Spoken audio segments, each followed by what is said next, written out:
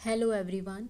आज हम DSSB और KVS में प्रीवियस ईयर में जितने भी समाज से संबंधित क्वेश्चन पूछे गए हैं हम उनको आज करेंगे और ये क्वेश्चन PGT, TGT, PRT में पूछे जा चुके हैं। तो पहला क्वेश्चन है हमारा कि भारत रत्न इसके अंदर कौन सा समास है। तो इसमें तत्पुरुष समास होगा।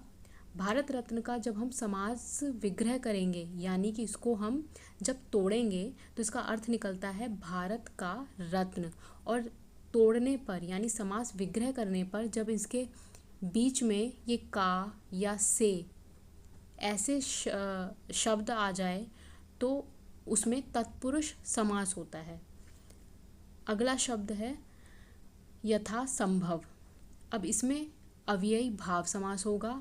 यथा संभव का जब समास विग्रह किया जाएगा तो इसका अर्थ निकलता है जैसा संभव हो।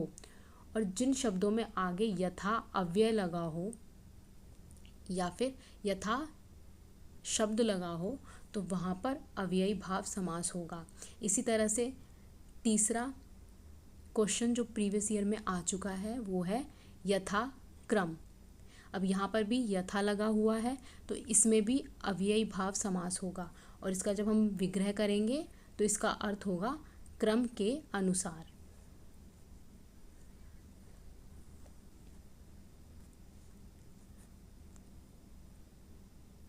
अगला पूछा है यथा विधि, इसमें कौन सा समास है।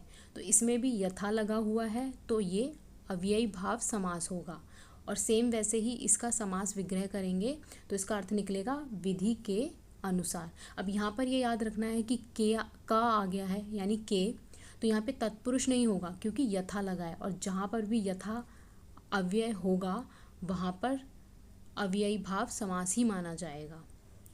अगला जो प्रश्न है यथा शक्ति, यहाँ पर भी यथा लगा हुआ है तो इसमें भी अव्ययी भाव समास ही होगा। तो यहाँ पर जितने भी ये PYQ के क्वेश्चन हैं इन सब में यथा लगा हुआ है तो ये सारे के सारे अव्ययी भाव समास होंगे।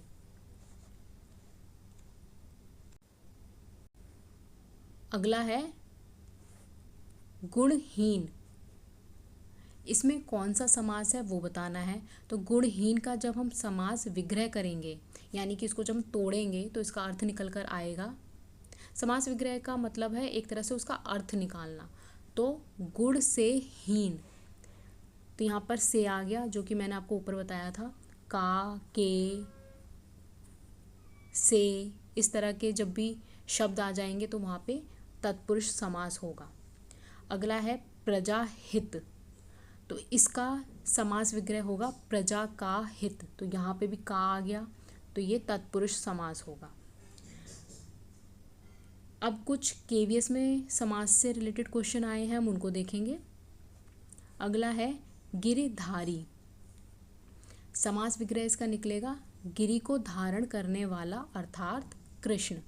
जब भी भगवान की बात होगी तो वहाँ पर हमेशा बहुब्रीहि समास आएगा यानी जब हम इसका विग्रह करेंगे अर्थ निकालेंगे तो इसका अर्थ क्या निकलता है कि गिरि को धारण करने वाला, यानी पहाड़ को धारण करने वाला कौन था तो वो थे कृष्ण भगवान। तो यहाँ पे बहुब्रीहि समास होगा।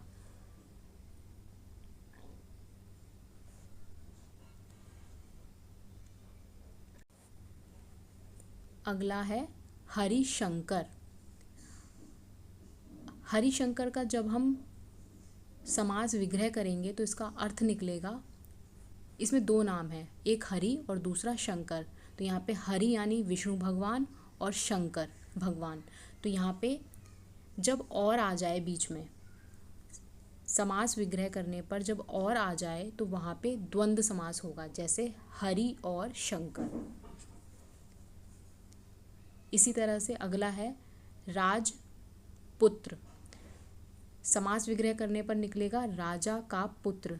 तो का आ गया तत्पुरुष समास होगा। अगला पीतांबर, इसका समास विग्रह करेंगे तो अर्थ निकलेगा पीला है अंबर जिसका वह है विष्णु, यानी अंबर का अर्थ है यहाँ पर वस्त्र और जो पीले वस्त्र धारण करते हैं तो वो कौन है, वो है विष्णु। तो जब भी भगवान की बात होगी तो वहाँ पर बहुब्रीहि समास ही आएगा।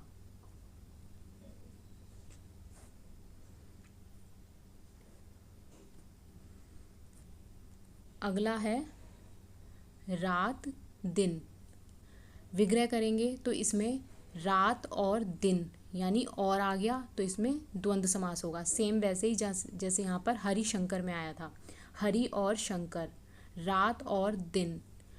इसी तरह से माता और पिता, तो माता पिता जब दिया होगा तो उसमें भी द्वंद्व समास ही होगा। माता पिता मैंने आपको एक उदाहरण दिया है।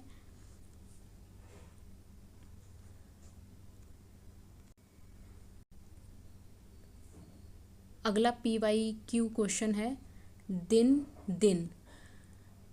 इसका जब हम समास विग्रह करेंगे तो इसका अर्थ निकलता है दिन प्रति दिन। अब यहाँ पर और नहीं लगाना है, यहाँ पे दिन रात नहीं है, मतलब है दिन दिन। तो इसमें दिन प्रति दिन इसका समास विग्रह होगा। और इस तरह का जब एक ही शब्द बार बार रिपीट हो रहा है तो वहाँ पर भी अव्ययी भाव समास समझा जाएगा। जैसे ऊपर यथा, जहाँ पे भी यथा था तब भी अव्ययी भाव समास होगा। और दिन दिन एक जैसा ही शब्द बार बार आ रहा है तो वहाँ पर भी अव्ययी भाव समास होगा। शब्दों का दोहराव हो और उनके बीच में योजक चिन्ह यानी ये माइनस का चिन्ह आए तो वो अव्ययी भाव समास होता है। जैसे कि इसका उदाहरण देख लेते हैं। पल पल, इसका समास विग्रह निकलेगा हर पल यानी प्रत्येक पल। इसी तरह से घड़ी घड़ी यानी प्रत्येक घड़ी, बार बार यानी हर बार। तो यहाँ पे जो एक शब्द है वही बार बार रिपीट हुआ है, यहाँ पे पल पल, घड़ी घड़ी, बार बार, तो इन सब में अव्ययी भाव समास होगा। अगला क्वेश्चन है धन धान्य। अब यहाँ पर धन अलग शब्द है, धान्य अलग शब्द है, तो यहाँ पर धन और धान्य ये इसका समास विग्रह निकलेगा। और जहाँ पर और आ जाए तो वहाँ पर द्वंद्व समास होता है। इसी तरह से घर बाहर यानी घर और बाहर, यहाँ पे भी और आ गया तो यहाँ पे भी द्वंद्व समास होगा। तो ये बात याद रखनी है कि एक ही शब्द बार बार रिपीट हो रहा है तो वहाँ पर अव्ययी भाव समास होगा। और अगर उनके बीच में और आ रहा है तो वहाँ पे द्वंद्व समास होगा और वहाँ पे एक ही शब्द बार बार रिपीट नहीं होगा। तो ये थे कुछ PY क्वेश्चन समास से संबंधित जो हमने आज किए।